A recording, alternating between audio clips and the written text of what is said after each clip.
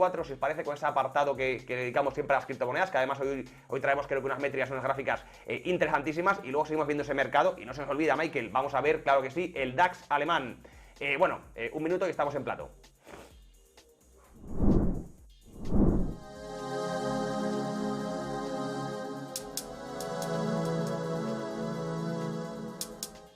¿Entraríais algo en Nvidia? No, ya lo contesto Mau García ahora mismo.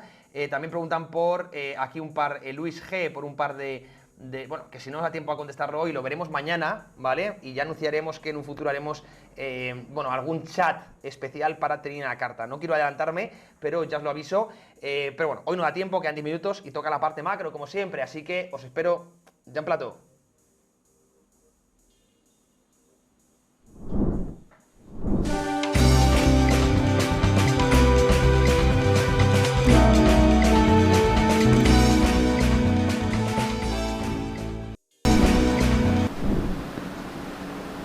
Bueno, aquí estamos para arrancar la parte macro. Son las 5 menos 10, horario de España. Estamos grabando en el estudio, en la oficina de trading. Pero bueno, vamos a empezar ya con las primeras imágenes.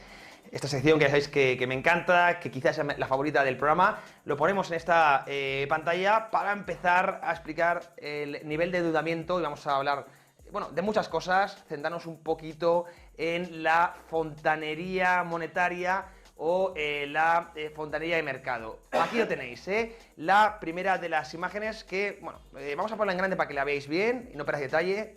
Repito que los protagonistas sois vosotros y fijaros qué interesante el porcentaje de compañías que ahora mismo, yo las llamo zombies, que ahora mismo el coste de sus intereses superan su flujo de caja, su cash flow. Es decir, bueno, que están a punto del default o de la quiebra. Tanto compañías del Russell Small Caps, del Russell 3000, 2000, como compañías del SP500, las Big Caps. Las preocupantes, evidentemente, son las pequeñas compañías. Es que se está disparando.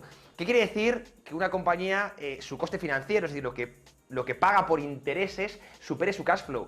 Pues que, evidentemente, a poco que suban el coste de refinanciación, se van a quedar bueno, en patrimonio neto negativo o cash flow negativo, como queráis ver, y estarán abocadas al concurso de acreedores o al default. Pues son muchas compañías que están en una situación muy delicada. Yo a estas compañías las llamo empresas zombie porque subsisten solo si la deuda o el coste de refinanciación es prácticamente gratuito. ¿Qué pasa? Que ahora, año 2024 o año 2025, tenemos lo que se conoce como el muro de vencimientos. El muro de refinanciación. Muchas de estas compañías pudieron endeudarse antes del COVID a tipos muy bajos, pero esa deuda vence y tienen que renovarla. Pero ya los tipos no son tan bajos. Ahora en 2024, 2025, lo que antes era deuda al 1%, ahora será al 4,5%. Y al 4,5% los números ya no salen. Ese es el problema. Vamos a ver, por lo tanto, una purga importantísima de la economía. El economista austríaco Schumpeter lo llamaba destrucción creativa, que es muy doloroso a corto plazo, pero desde mi punto de vista incluso positivo a largo plazo, ya que limpia la economía de malos proyectos, libera factores productivos que pueden ir destinados a proyectos ahora sí, bueno, pues que tienen sentido y futuro en el entorno económico actual. Por lo tanto, la subida de tipos de interés suele al final ser beneficiosa porque pues, hace una cierta limpieza de la economía y no mantiene cadáveres en coma, que es lo que hace el dinero gratuito o la política expansiva de tipos cero, incluso tipos negativos, ¿no? Eso sí, mucho cuidado porque podemos ver, bueno, pues importantes consecuencias en la economía real y también en la economía financiera si van cayendo, como digo, compañías. Ahí los tenéis, los porcentajes de Russell 3000, Russell 2000 o incluso SP500. Bien, ahí lo tenéis, creo que es muy interesante esta gráfica para repasar, ¿no? Queda grabado en el canal de trading. Pero vamos con la siguiente imagen. Vamos a seguir repasando en esta sección macro. Ahí lo tenéis, fijaros, ahora vamos al mercado laboral. Vamos a ponerla en grande para que la veáis. Vamos a analizar un poco el mercado laboral. Fijaros, estos son el dato, como sabéis, de nóminas no agrícolas. ¿Cómo tenemos en gris? El primer dato que se ofrece y cómo cada revisión que se ha hecho del dato ha sido a menos. Es decir, ha metido un tijeretazo siempre en las revisiones tremendo. Es decir, que siempre hay menos nóminas de lo que se dice inicialmente. Sabéis, ese primer viernes de cada mes que se anuncia un dato que mueve muchísimo los mercados, las nóminas no agrícolas, nos dan siempre un dato y luego curiosa, que es con el que se queda todo el mundo, pero luego hay una revisión o hasta dos revisiones a los que nadie hace caso, porque ya no es el titular. Y fijaos como las revisiones, esto es una trampa que hacen los datos maquillaje, siempre orquestado por el gobierno, como casualidad o sorpresa, todas las revisiones son a la baja, es decir, el dato siempre es peor de lo que nos dicen inicialmente, siempre. Fijaros la manipulación a la que estamos sometidos la población. Bueno, con esto quiero decir que no está tan fuerte el mercado laboral de Estados Unidos como quizá nos pueden vender desde ciertos medios, presionados evidentemente por ciertas élites.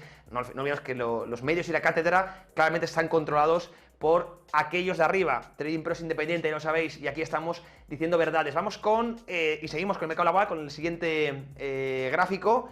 Fijaros, vamos a ponerlo en grande, ¿vale? Que lo veáis bien. Hoy vamos a profundizar mucho en el mercado laboral. Aquí lo tenéis. Además, fijaros, aquí también tenemos una fotografía a pesar del último buen dato que tuvimos hace un par de semanas. Fijaros la tendencia bajista que tienen también las nóminas. Es lo importante, quedarnos con la dinámica, no con el último dato mensual, ¿no? Claramente máximos decrecientes.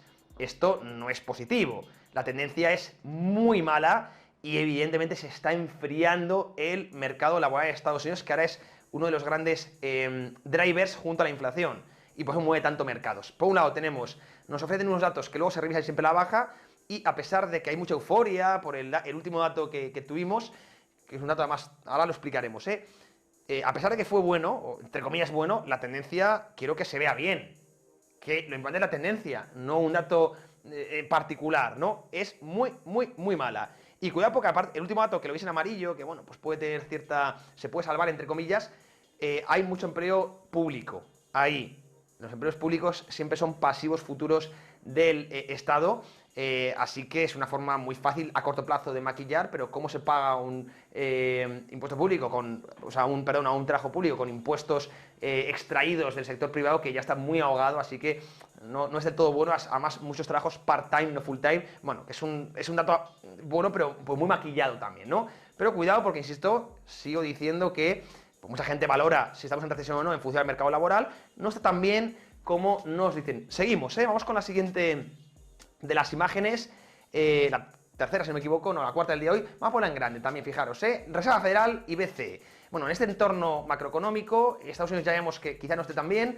¿Por qué? Fijaros cómo la deuda pública en Banco Central, el quantitative tightening que se llama, cómo realmente ha reducido mucho más balance la Reserva Federal que el BCE. Esto es lo que explica que hemos visto un dólar tan fuerte, en primer lugar, Es decir, la Reserva Federal es verdad que expandió mucho más balance antes del COVID, pero todo hay que decirlo, ahora ha hecho un ajuste cuantitativo mucho, mucho, mucho más fuerte, ahí lo veis, que el BCE, la Reserva Federal en azul, BCE en rojo. Bien, esto es importante porque ahora tiene algo más de margen la Reserva Federal. Bien, el ajuste cuantitativo quizás sea más importante que los propios tipos de interés.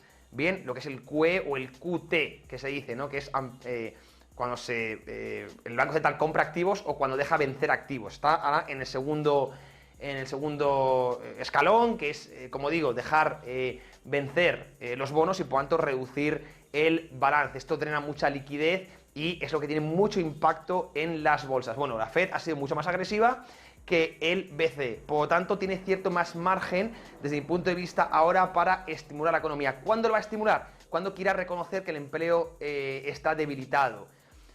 El otro día vimos el jueves pasado las peticiones de subsidio por desempleo, que estuvieron en 209.000.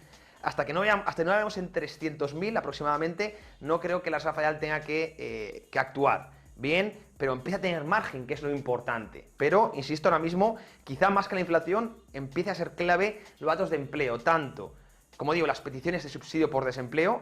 Vamos a ver cuándo empieza a despedir la empresa estadounidense. De momento no lo ha hecho, no parece que lo ha hecho. Y las nóminas no agrícolas. Esos datos son cruciales porque cuando pasen de cierto umbral empezaremos a ver política expansiva seguro, pivot, por tanto, de la Reserva Federal, que aquí veis en la imagen, desde mi punto de vista, tiene más margen que el BCE. Y eso que la economía europea está peor que la estadounidense. Como siempre, Europa, el mayor de los enfermos. Vamos con la última de las imágenes y con esto cerramos la sección macro de hoy. Esta es muy interesante, es más de largo plazo. Vamos a hablar de la desglobalización. Es un gráfico que lo saqué del Twitter de Dani Fernández. un crack, un fenómeno. Vamos a ponerlo en grande porque quiero que no perdáis detalle. Fijaros, hablando de la globalización, además está en el Twitter de Trading Pro, ya lo veis aquí, Trading Pro Media, este es el tweet oficial de la compañía. Fijaros, como digo, que la desglobalización va a condenar a otra fase de pobre crecimiento. En rojo tenemos fases donde hay cierta desglobalización, caen importaciones y exportaciones, y en negro las fases de cierta globalización, como la que hemos tenido desde después de la Segunda Guerra Mundial hasta ahora, hasta el año 2008, cuando hemos entrado, fijaros, en otro entorno de proteccionismo, de pues, estas discrepancias entre Oriente y Occidente. Estamos viendo Euroasia por un lado ya quebrado, es decir, se está volviendo como a fragmentar el mundo. Aranceles, proteccionismo, guerras. Entramos en una fase, lo que se conoce como la desglobalización. Estas fases, la veis en rojo, fijaros, suelen tener un crecimiento nulo, pobre, pueril. Bien, ¿a qué me refiero con esto? Hemos hablado muchas veces de la década perdida, que en bolsa podemos tener una década de rendimientos negativos o prácticamente a la par, ¿no? Por lo tanto, inversiones indexadas pueden ser mala opción. Realmente, si tenemos poco crecimiento en Occidente, es normal que veamos una bolsa que no deja rendimientos. La bolsa, al final, descuenta flujos de caja futuros de las empresas que componen el índice. Y también una expectativa de los tipos de interés. Pero sobre todo los flujos de caja esperados, ¿no? Si no hay crecimiento, pues los flujos de caja esperados van a ser también muy pobres. Por lo tanto, es a no ser que haya una expansión de múltiplos muy fuerte, que lo dudo, en un entorno que además decimos que puede haber inflación y por tanto volatilidad en política monetaria, realmente, fijaros, y esto es una opinión personal, pero creo que estaréis de acuerdo, ¿no?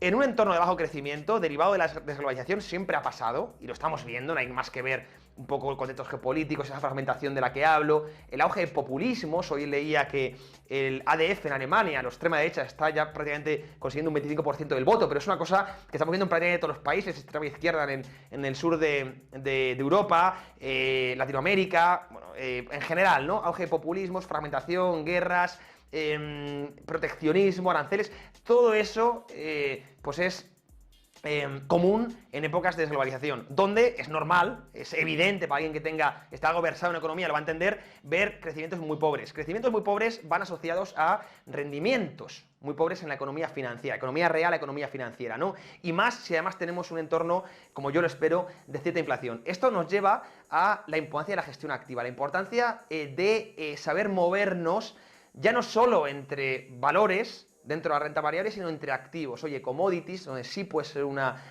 participación muy importante de nuestro portfolio, criptomonedas, bonos, divisas, metales. Tenemos que entender todos los activos para construir una cartera y protegernos de este bonito, pero duro entorno económico al que vamos dirigidos. Creo que he sido contundente, como siempre transparente. Os dejo mi opinión personal, como siempre. José Basagoiti, os mando un fortísimo abrazo desde Más que Mercados y desde Trading Pro. Mañana a 3:30 estaremos de vuelta. Chao. Inversión, macro, bolsa, cripto y mercados. En Más que Mercados analizamos la actualidad, las últimas noticias y todos los factores que afectan a tus inversiones. La educación financiera cambia vidas. De lunes a jueves a las 3:30 p.m. hora española, el mejor programa de economía, inversión y trading de habla hispana. Cada día podrás ver la operativa en vivo y en directo. Acompáñanos con la guía experta de José y Álvaro Basagoiti y analiza con nuestros invitados las mejores estrategias de inversión y los portafolios corporativos de su firma. También podrás hacer tus propias consultas sobre acciones y mercados en tiempo real. Únete a nosotros de lunes a jueves a las 3:30 hora española y no te pierdas las mejores entrevistas e invitados. Descubre cómo hacer crecer tu patrimonio de manera inteligente solo en Más que Mercados de Trading Pro TV.